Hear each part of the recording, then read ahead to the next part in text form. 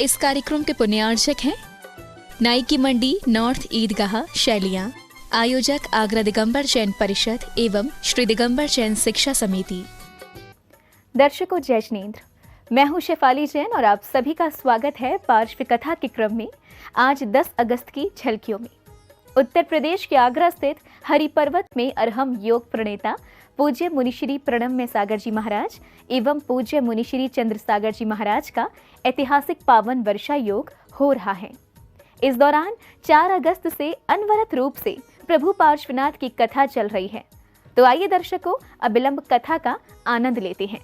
परम पूज्य संत शिरोमणि आचार्य श्री विद्यासागर जी महाराज के परम प्रभावक शिष्य परम पूज्य अरहम योग प्रणेता मुनिश्री प्रणम्य सागर जी महाराज एवं मुनिश्री चंद्र सागर जी महाराज इन दिनों उत्तर प्रदेश के आगरा में विराजमान है, जहां प्रतिदिन 4 अगस्त से आरंभ 11 दिवसीय भगवान पार्श्वनाथ चरित्र कथा का वाचन चल रहा है। 10 अगस्त को पार्श्व कथा का शुभारंभ सुंदर मंगलाचरण के साथ किया गया। पंचमे दुस्समे अम्बिकाले तुमं मे समखं सदा होई बरभावणं वीरागस्य चरणं हि शरणं परं वीरागस्य चरणं हि शरणं परं वडमाणं जिणं धम्मतीर्थंकरम्।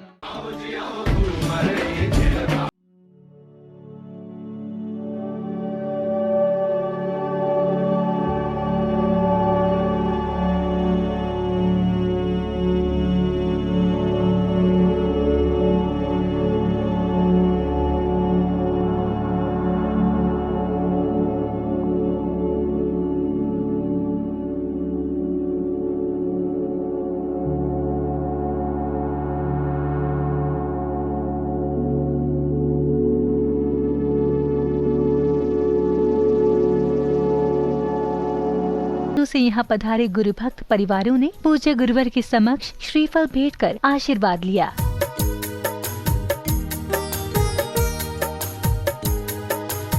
पार्श्व कथा श्रवण करने पधारे अतिथि, विशिष्ट अतिथि एवं आयोजक कमेटी के सदस्यों के कर कमलों द्वारा संत शिरोमणि आचार्य श्री विद्यासागर जी महाराज के चित्र का अनावरण कर दीप प्रज्वलित किया गया।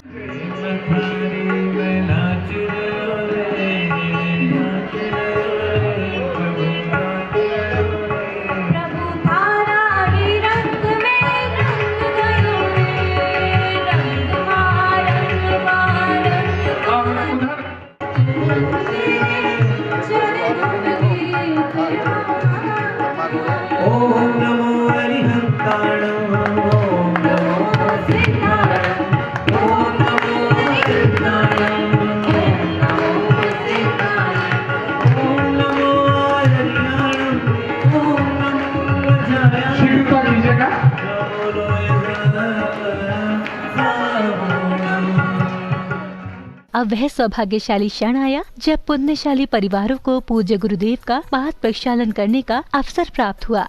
मेरा आपकी कृपा से सब काम कलश दे दो महिलाओं के लिए, ज़्यादा ऊपर नहीं, नीचे सब काम हो रहा है। मेरा आपकी कृपा से सब काम कलश दे दो महिलाओं के लिए, ज़्यादा ऊपर नहीं, नीचे सब काम हो रहा है। करते हो तुम गुरुवर, करते हो तुम अब समय था पार्श्व कथा श्रवण करने का। मुनिश्री प्रणम्य सागर जी महाराज ने अपने मुखार बिंद से भक्तों को पार्श्व कथा का रसपान कराया।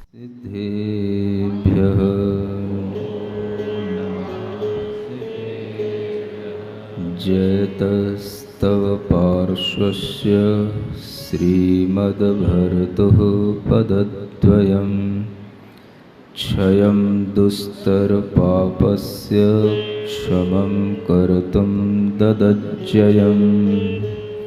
देवादिदेव आदिम तीर्थंकर श्री ऋषभनाथ भगवान की, देवादिदेव श्री पार्श्वनाथ भगवान की, वर्तमान शासन नायक श्री वर्धमान महावीर भगवान की, परम पूज्य आचार्य गुरुवर श्री विद्यासागर जी महाराज की जय।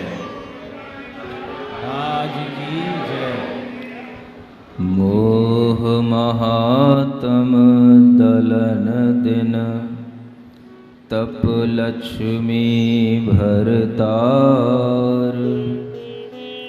ते पारस परमेश मुझ हो सुमति दातार वामानंदन कल्पतरु जयो जगत हितकार मुनिजन जाकी आश करी जाचे शिव फलसार।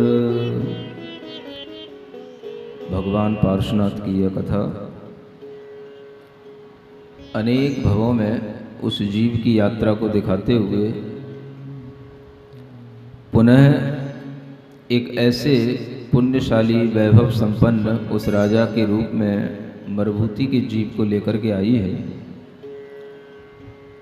जो जीव अपने पूर्व संस्कारों के कारण से धर्म और नीति के मार्ग पर ही चल रहा है और उस मार्ग पर चलते हुए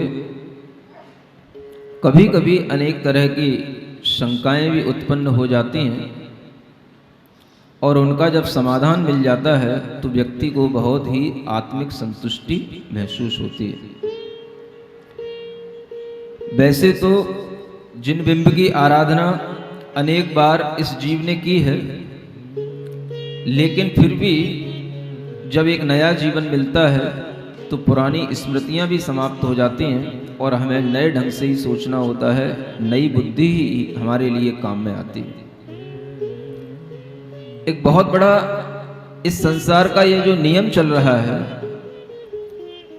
कि इस संसार में प्रत्येक प्राणी अनेक जन्म जन्मांतरों में रहकर के भी जब एक नया जन्म लेता है तो सब पुरानी स्मृतियां धो करके छोड़ करके एक नया जन्म लेता है। ये भी एक अच्छा नियम कहा जा सकता है कि जब हम लोगों का, आप लोगों का एक जन्म होता है, नया जन्म होता है, तो हमें पुराना कुछ भी याद नहीं रहता है। इसे हम अच्छा समझें या गलत समझें? अच्छा उनके लिए है कि जिनका जीवन पूर्व में कष्टप्रद रहा, अगर वो स्मृतियां उनके जीवन के साथ इस जन्म में भी बनी रहेंगी तो वो जन्म फिर उसी तरह से कष्टप्रद होगा, वह स्मृतियां फिर हमें दुख देने वाली होंगी। लेकिन कई लोगों के लिए ऐसा भी लग सकता है कि अगर ये स्मृतियां हमारे जीवन में आ जाती तो शायद हमें जल्दी, हे मुनि महाराज, आपकी तरह वैराग्य भी हो जाता। ये भी लोगों के मन में एक भावना आ जाती है कि अगर ये स्मृतियां बनी रहती तो हम शायद इन नरकों की वेदना को ध्यान में रखते, कभी हमें उन स्वर्गों का भी वैभव याद में आता तो हम फिर शायद कुछ गलत नहीं करते और हम फिर धर्म के मार्ग पर अपने आप चलते रहते। लेकिन जो भी हो, जब भी हम अपना पुराना जीवन त्यागते हैं तो हमारे उस जीवन के साथ जुड़ा हुआ जो शरीर है वो छूटता है, उस जीवन से जुड़े हुए जितने भी संबंध हैं वो सब छूटते हैं, उस जीवन से जुड़े हुए जितने भी ज्ञान हैं वो भी छूटते हैं। बस कुछ रह जाता है हमारे साथ, तो हमारा सिर्फ इतना सा वह एसेंस रह जाता है जिसे हम अच्छा या बुरा कह सकते हैं, बाकी कुछ नहीं रहता। अगर अच्छा है तो वह आपकी आत्मा से जुड़ा हुआ रहेगा कुछ अच्छा संस्कार के रूप में, और बुरा है तो वो भी आपके संस्कार के रूप में आपकी आत्मा से जुड़ा हुआ रहेगा और कुछ नहीं रहता। फिर नया जन्म मिलता है, फिर हमें नया ज्ञान उत्पन्न करना होता है, फिर हम नए तरीके से सोचते हैं, फिर हमारे अंदर नए संबंध, नए बंध सब कुछ शुरू हो जाते हैं और इसी तरह से हर जन्म हर व्यक्ति जीता रहता है। अनेक जन्मों में जिनेंद्र भगवान की आराधना करने के बावजूद भी इस जीव को यह शंका उत्पन्न हुई। मुनि महाराज के समक्ष उसने अपनी शंका रखी कि मुनि महाराज, थोड़ा सा मन में संदेह होता है कि ये अचेतन मूर्तियां कैसे मेरी चेतन आत्मा में पुण्य उत्पन्न कर सकती हैं, कैसे मेरी चेतन आत्मा को जागृत कर सकती हैं। और इस विषय में कल जो समाधान दिया था वो आप लोगों को अच्छी तरह सुनने में आया, समझने में आया होगा कि उपादान और निमित्त ये दोनों हमेशा काम करते हैं। इसे हम अपनी भाषा में यूं कह सकते हैं कि एक इंटरनल कॉज है, एक आउटर कॉज है, जिसे हम एक अंतरंग कारण और एक बाहिरंग कारण कहते हैं। और हमेशा कोई भी कार्य होता है दो कारणों से मिलकर के होता है। ये जैन फिलॉसफी की एक बहुत बड़ी सिद्धांतिक व्याख्या है कि अगर दुनिया में कोई भी कार्य संपन्न हो रहा है तो उसके पीछे केवल बाहरी कारण नहीं होगा और केवल अंतरंग कारण भी नहीं होगा। दोनों ही कारण जब मिलेंगे अपनी अपनी योग्यता के अनुसार समर्थ होकर के, जब दोनों कारण मिलेंगे तभी वो कार्य होगा। और दोनों कारण भी समर्थ होने चाहिए, योग्य होने चाहिए। जब दोनों कारण मिल जाते हैं तभी कार्य होता है। चाहे हम कोई सा भी कार्य देखें, उसमें हमारे उपादान की भी जरूरत होती है, हमारे लिए निमित्तों की भी जरूरत होती है। अगर आपके पास में प्रवचन सुनने की एक आकांक्षा है, अगर आपके पास में पार्श्वनाथ भगवान की कथा सुनने की एक भावना है, आप यहां सुनने के लिए आए और यहां आकर के आप पंडाल में बैठ गए, सभा में बैठ गए और पता पड़ा कि यहां पर आप बैठ तो गए लेकिन सुनाने वाला कुछ सुना नहीं रहा है, एंकर ही बस बोले जा रहा है। नहीं समझ में आया क्या होगा आपको? आपके मन में जो भगवान को सुनने की, कथा को सुनने की जो लालसा थी, वो लालसा आपकी रह जाएगी, क्योंकि आप अपना उपादान माने अपने अंतरंग कारण के साथ आए। आप सभा में आकर के बैठ गए, लेकिन आपके लिए जब तक बाहरी निमित्त नहीं मिलेगा, बाहरी कारण नहीं मिलेगा, तब तक आपके अंदर वो भाव नहीं बनेगा जो भाव आपको पुण्य शुभ भाव से आपको जोड़ सके। अंतरंग कारण और बहिरंग कारण मिलने पर ही कार्य होता है। अब मान के चलो कि आप यहां तक आ गए और यहां पर आकर के जब निमित्त ने बोलना शुरू किया, अब समझ रहे हो ना आप लोग? निमित्त कौन है, उपादान कौन है? आप बड़ी शक्ति है, निमित्त छोटी शक्ति है। क्योंकि आपने हमेशा यही सीखा है, उपादान हमारा जागृत होगा तो निमित्त हमारा हमेशा हमेशा हमारे पास रहेगा। हम आपकी शक्ति को ही उद्घाटित करते हुए आपसे कह रहे हैं, आप बड़ी शक्ति हैं। आपका उपादान अपने पास में आप जागृत करके रखें, और आपका उपादान, आपका अंतरंग कारण अगर जागृत है, आप यहां आए, आपको यहां पर आने के बावजूद प्रवचन शुरू हो गया, उपदेश शुरू हो गया, कथा शुरू हो गई और आपको नींद आ गई, क्या होगा? तो भी काम नहीं होगा। काम कब होगा? जब आप यहां आए हो तो जिस जागृति के साथ आए हो, यहां पर भी आकर के आपको वही जागृति बनाए रखनी है। और अगर निमित्त भी अगर आपके सामने आ गया है तो अब आपको उपादान और निमित्त दोनों को मिलाने की कोशिश करनी है। आपके अंदर वो चीज घटित होने लगेगी। निमित्त आपको जबरदस्ती नहीं कर सकता, आपके लिए एक प्रेरणा दी जा सकती है, लेकिन वह निमित्त आपको जबरदस्ती कुछ नहीं करा सकता। करना तो आपको ही होगा। निमित्त आपके लिए एक सहारा बनता है।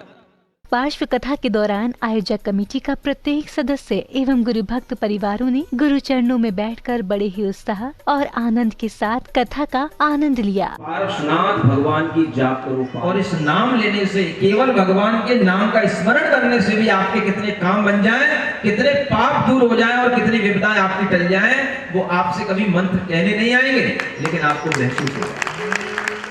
ओम अर्हम नमः, ओम अर्हम नमः, ओम अर्हम नमः, ओम अर्हम नमः, ओम अर्हम नमः, ओम अर्हम नमः, ओम अर्हम नमः, ओम अर्हम नमः। आयोजक कमेटी की ओर से आगंतुकों का स्वागत सम्मान किया गया।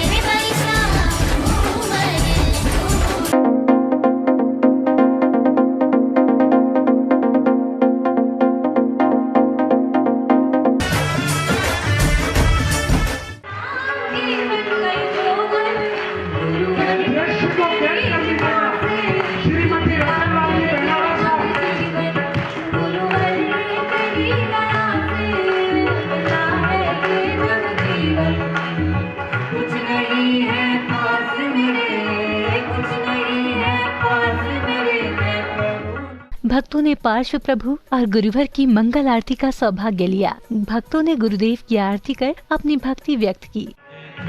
जमीराज की आरती।